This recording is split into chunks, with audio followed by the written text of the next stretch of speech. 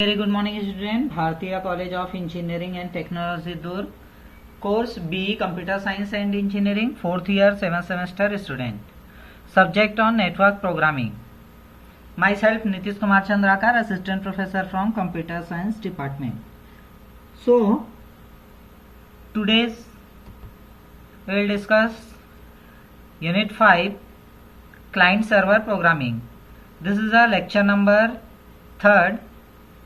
इसके पहले हम पार्ट 1 और पार्ट 2 लेक्चर नंबर 1 और 2 हम ऑलरेडी डिस्कस कर चुके हैं।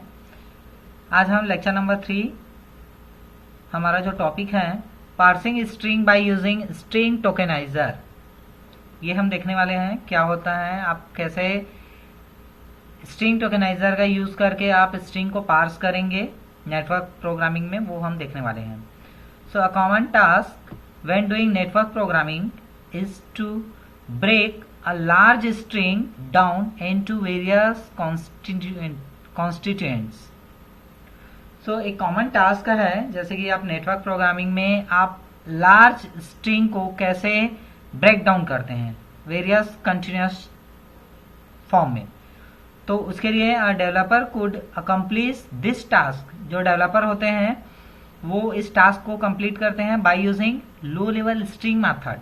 एक लो लेवल स्ट्रिंग मेथड्स रहते हैं जिसका यूज करके उसको ब्रेक डाउन किया जाता है, such as index of and substring to return substring bounded by certain delimiters. However, the Java platform has a built-in class to simplify this process. The string tokenizer class, जो string tokeniser class है उसका use करके ये process को simply build किया जाता है Java platform में। So this class is not specific to computer programming.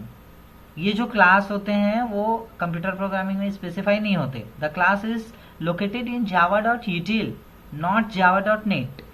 इसका मतलब ये है कि ये जो क्लास रहते स्ट्रिंग टोकेनाइजर, यहाँ पर जो हम क्लास देख रहे हैं स्ट्रिंग टोकेनाइजर, ये क्लास जो होता है वो आपके java.util पैकेज में लोकेट होते हैं, नॉट java.net। ये एक पैकेज होता है java.net और java.util।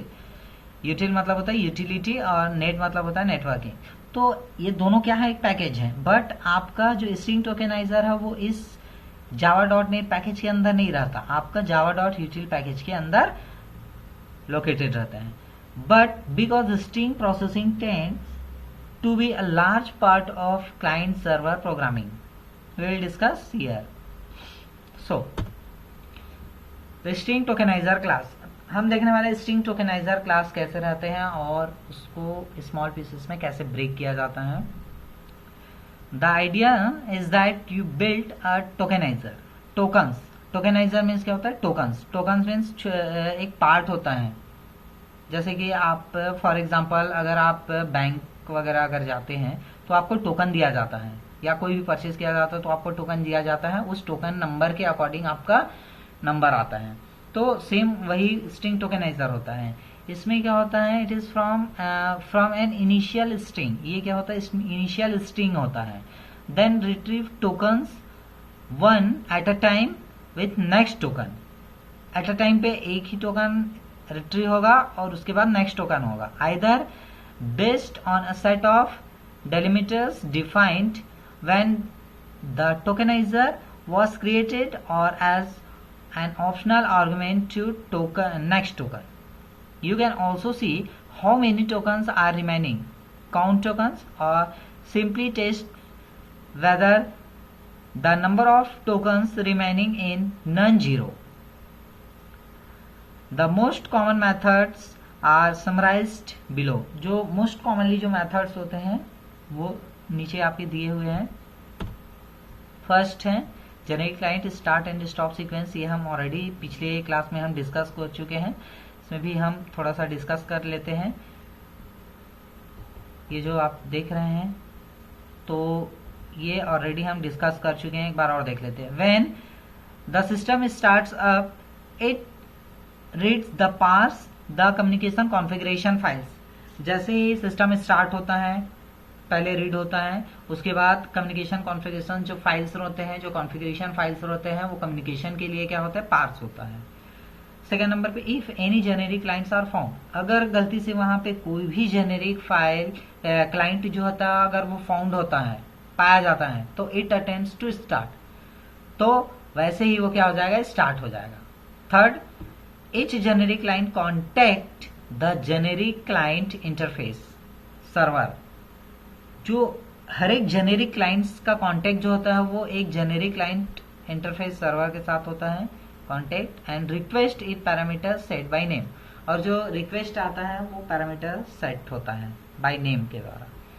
फोर्थ में the generic server interface server sends the parameter set to the client and the client validates its parameter and sends any error message back to the server। जैसे ही अगर कोई भी error message आता है वो back to the server फिर से हो जाएगा। then the client generic client runs on a regular scan cycle performing its own task, खुद का टास्क होता है, and exchanging data and status information with the server। so next, when the main system wishes to shut down, जैसे जब main system जो है shut down होता है, इट सेंड्स स्टॉप, ऑटोमेटिकली क्या होता है, स्टॉप सेंड होता है, ये जो कमांड होता है वो सेंड होता है टू ईच जेनेरिक क्लाइंट, हर एक जेनेरिक क्लाइंट जितने भी कनेक्टेड रहेंगे उसको एक स्टॉप मैसेज जो है वो सेंड हो जाएगा कि हाँ आपका जो प्रोसेस है वो स्टॉप हो गया है।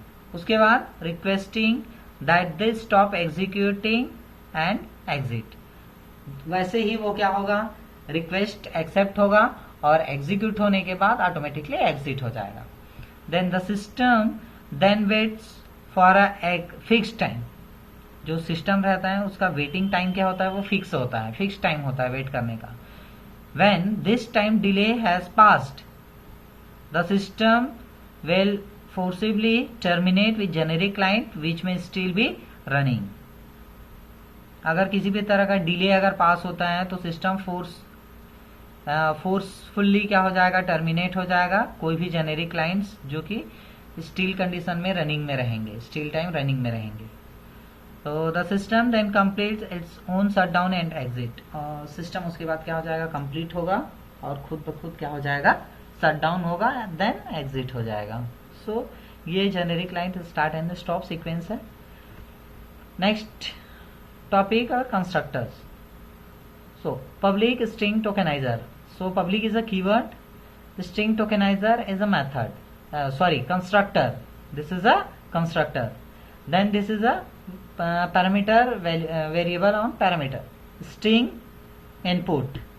This constructor builds a tokenizer from the input string। ये जो कंस्ट्रक्टर होता है स्ट्रिंग टोकेनाइजर, वो एक टोकेनाइजर बिल्ड करता है इनपुट स्ट्रिंग से यूजिंग वाइट स्पेस, जो भी वाइट स्पेस रहता है, वाइट स्पेस मीन्स स्पेस हो गया, टैब्स हो गए, न्यू लाइन हम देते हैं वो हो गया, आपका रिटर्न वैल्यू हो गया, ये सब आपके वाइट स्पेस होते हैं। As the set of delimiters, so ये सेट होता है, सेट ऑफ डेलिमीटर्स होता है। The delimiters will not be included as part of the token return. So delimiter जितने भी हैं वो शामिल नहीं होते हैं और वो ना ही किसी भी रिटर्न टोकन का पार्ट होता है। So next, public string tokenizer, this is a public is a keyword, string tokenizer is a constructor. So string input comma string delimiters, so this constructor creates a tokenizer from the input string. ये जो constructor होता है वो भी input string से tokenizer create करता है and using the specified delimiters का यूज करके। The delimiters will not be included as part of token return. So this is the same. Next, public is a keyword, string tokenizer is a constructor, then string input, string delimiters, then boolean include delimiters. This is a variable name. So this constructor builds a tokenizer from input string using the specified delimiters. The delimiters will be included as part of the tokens returned if the third argument is true. जब तक third argument true नहीं होगा तब तक ये कोई भी tokens return नहीं करेगा और वो जो होता है वो डेलिमिटर्स में के पार्ट्स में शामिल होते हैं। सो ये हुआ हमारे 3 कंस्ट्रक्टर, अलग अलग पैरामीटर्स में अलग अलग वैल्यू वेरिएबल्स पास हुए हैं। सो मेथड्स, फर्स्ट हुआ constructor, then methods. Methods means public string next token. So next token is a method. So this method returns the next token. ये जो मेथड होता है नाम से ही समझ में आ रहा है, नेक्स्ट टोकन क्या करेगा, रिटर्न करेगा। The method throws a no such element exception. जो मेथड होता है नो नेक्स्ट टोकन, वो क्या होता है, नो सच एलिमेंट एक्सेप्शन क्या करेगा, थ्रो करेगा। इफ नो कैरेक्टर्स रिमेन, अगर कोई भी कैरेक्टर्स नहीं बचा होगा, या ओनली डेलिमिटर्स कैरेक्टर्स रिमेन, या कोई भी डेलिमिटर कैरेक्टर्स बचा हो या कोई भी कैरेक्टर नहीं बचा हो, उसी केस में ये एक्सेप्शन थ्रो करेगा और वो एक्सेप्शन का नाम है no such element exception. So next public string next token, next token then string delimiters. This method changes the set of delimiters. ये जो होता है चेंजेस मेथड होता है सेट ऑफ डेलिमिटर्स का। Then returns the next token. The next token method throw a no such element exception if no characters remain or only delimiters characters remain. So next method is a public int count tokens. Count tokens means नाम से ही पता चल रहा है tokens count करेगा। So this method returns the number of tokens remaining. ये जो method है रिटर्न करता है नंबर ऑफ टोकन्स, जो बचे हुए नंबर ऑफ टोकन्स रहते हैं उसको, and based on the current set of delimiters. और ये जो होता है current set of delimiters based होते हैं। So this is a 3 methods and definition. So next example is interactive tokeniser. Interactive tokenizer, a good way to get a feel for how string tokenizer works is to try a bunch of test cases. Gives a simple class that lets you enter any input string and a set of delimiters on the command line and prints the resultant tokens one to a line. So this is an example of interactive tokenizer. So I think this topic is clear. So thank you so much.